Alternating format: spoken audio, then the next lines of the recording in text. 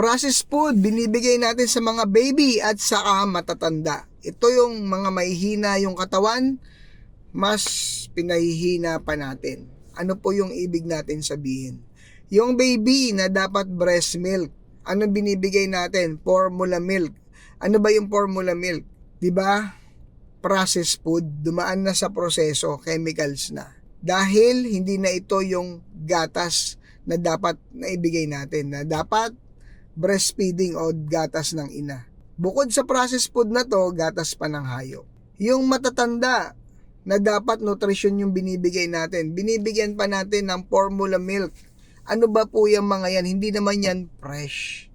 So, considered po yan as processed food na dapat nutrition yung pinopokus natin sa kanila dahil mahihina na sila. Mas pinahihirapan pa natin yung katawan dahil artificial pa yung ibinibigay natin na nutrition.